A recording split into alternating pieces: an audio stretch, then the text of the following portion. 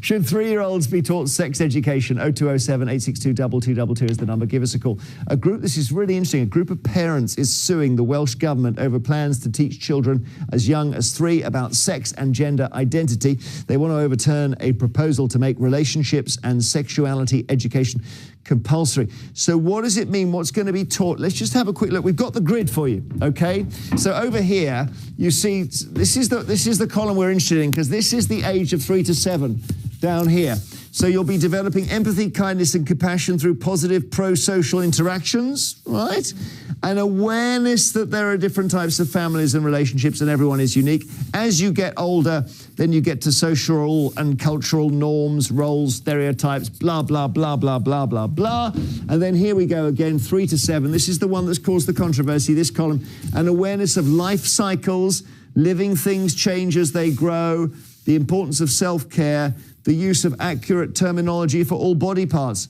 Maybe there's nothing wrong with it, but parents are worried that it starts to drift. And I'll show you a clip from a BBC programme aimed at 9 to 12-year-olds, which got a lot of complaints after the stuff that was said about gender identities. Do you know there are so many gender identities? So we know we've got male and female, but there are over 100, if not more, gender identities now. So we know that some people might feel like they're 2 different genders. So people might think they're bi-gender. And then you've got some people who might call themselves gender queer, who are just like, I don't really want to be anything in particular. I'm just going to be me.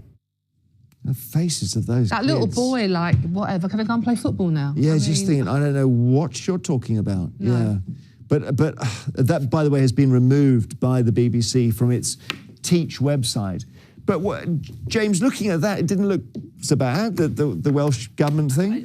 My biggest thing with this is that we have a real issue with misogyny, as in the press at the moment, with sexual assault. And we've spoken previously about the posters on the tubes about staring and stuff. And I think it's really important that we're teaching children what consent is, you know, how you should behave with other people as early as possible. Because in my opinion, if you wait until you're 10, 11 years old, everyone's on TikTok nowadays, and it's so sexualized on there that we have to be getting in earlier than that. So I actually think this is a really good thing. Obviously, it has to be age appropriate.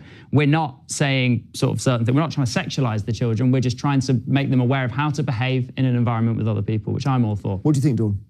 I think they're little kids. Let them be little kids. I mean, if we're talking about 3, 4, 5-year-olds, just let them be little kids. I'm not entirely... Look, I agree. You know, in an ideal world, everyone would have this conversation with mum and dad at home and be taught in the family unit. But not everybody lives in an ideal world. There are an awful lot of children that, you know, that will rely on their teachers. However, we've already done so much to mess up young children over the last couple of years, you know, by telling them that hugging their granny could kill them.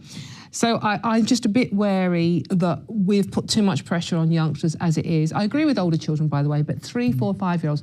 And the one thing that makes me, well, 2 things make me nervous about this.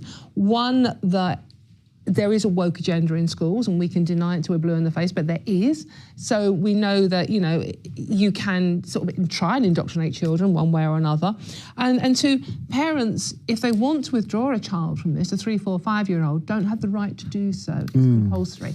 And that's what these mums down in Wales are complaining about. If they don't want their child to have it, their hands are being forced. Well, let's talk to one of them. So we've got Kim Isherwood on the line, who is one of the mums taking action against it. And I've tried to explain it and probably not done very well. Kim, tell us what you find so annoying about it. What we find so annoying about it is the fact that it's age 3.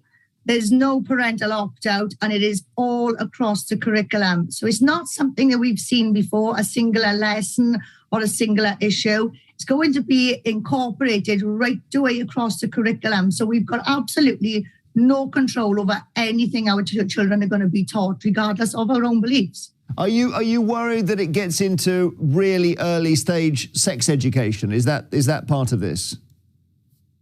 Well, yeah, if we're talking 3-year-olds here, we should not be discussing the word sex and children in the same sentence unless, you know, there's a serious case going on. We're talking 3-year-olds, babies. They don't know what colour beaker they want to drink out of, you know, so...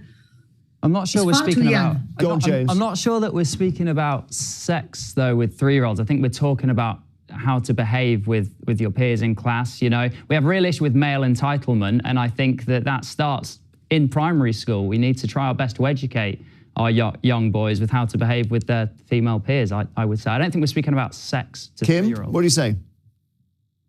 So we're teaching children how to behave around other peers, and we need an RSE lesson for that. I think we. If you look at this, Really? Look at the statistics at the moment. You know, the amount of sexual assault that's still committed. It's clearly not working. We need to redefine how men behave in society. So I think we have to start. I'm really glad you've mentioned that. I'm really glad you've mentioned the sexual assaults, because we've got statistics of sexual assaults taking place in schools in Wales, perpetrated by teachers. Yeah. So we're really concerned. This issue is massive. It's not just around a singular lesson. It's around who's delivering the lessons, the policies in place, and the training. We're lacking serious safeguards. Yeah. And, you know, do we trust these people? Not when the stats from the police are telling us that they're actually abusing our children. Right, okay. So I'm glad you mentioned the sex assault. Well, yeah, because but, everybody talks about peer-on-peer abuse, but nobody talks about the teacher on child abuse. Nobody mentions that. So I'm glad you brought that up. Kim, there will be cases of school teachers sexually assaulting children, of course, but leave that to one side, because this is about what the pupils need to know. And James is saying that actually you can't start too early at this business of teaching children to respect each other, particularly with you know, sexual consent. Right, so teaching children to respect each other, you don't need a lesson for that. Sexual consent, again, that's a massive gripe of mine. You never teach a child to consent. Under no circumstance do you teach a child to consent. You teach them an empowering no. Consent is problematic for child sexual exploitation, and it's a main feature of the Sexual Offences Act 2003. So that really needs to be looked at as it is. We never teach a child to consent. It's a way of negotiation. We always teach them an empowering no. When they get to a teenager, we teach them the consequence of consent. We never teach a child how to consent. Okay, Kim, thank you very much. Dawn? I think a 3-year-old being taught to consent, You agree with Kim? I do agree with Kim, yeah, absolutely. And I'm not a We're mother, not talking about like straight up sexual consent. We're talking about, you know, it's not okay to prod and touch me if I don't. That's consent. But that happens naturally when little children are together. And the irony is that, you know, in particular the Welsh government, they have more stringent lockdowns than we did in England. They locked little kids up and stopped little kids playing with one another. And now they're saying we have to give them lessons in how to behave with one another. Well, I wonder who caused those problems. Let's take some calls on this. Storm. We're going to speak to Caitlin now from Swansea, who says it's good to address these topics early. So you think 3 isn't too early, Caitlin? No, I don't. I volunteer in a preschool, and we never say anything explicit. That's the issue I have. The fact that it's regarded as sex education is what seems to be scaring a lot of people. Like we're going to be teaching them, you know, stuff that teenagers are taught. No, like. For example, in my preschool, we, you know, ask permission, like, can I give you a hug? We don't just hug them straight away, because if they don't feel comfortable with that, okay, let me ask Kim. Kim, what about that? Just teaching people to ask permission for a hug, to give a hug. Obviously, yeah, that's okay. But what the lady there is discussing, she's discussing a current curriculum. What we are fighting against is the new curriculum, which hasn't been written yet. So nobody can actually say what's going to be taught or how it's going to be taught, because one, it hasn't been written yet. Two, teachers are individuals, so we can't exactly place our trust in an individual, can we? You know, this is open to interpretation. And when things are open to interpretation surrounding children, that's when we come together and we get things solid in black and white. Nothing should ever be open to interpretation. Well, how can you be against something that's not being written yet? You know, I don't know what. The reason why I can be against it is because it's part of a global sex education. So it's not actually UK. It comes from the United Nations and the World Health Organization. So, but that's another show for another day, that is. That's why we're against it, because we've seen it taking place in 52 other countries.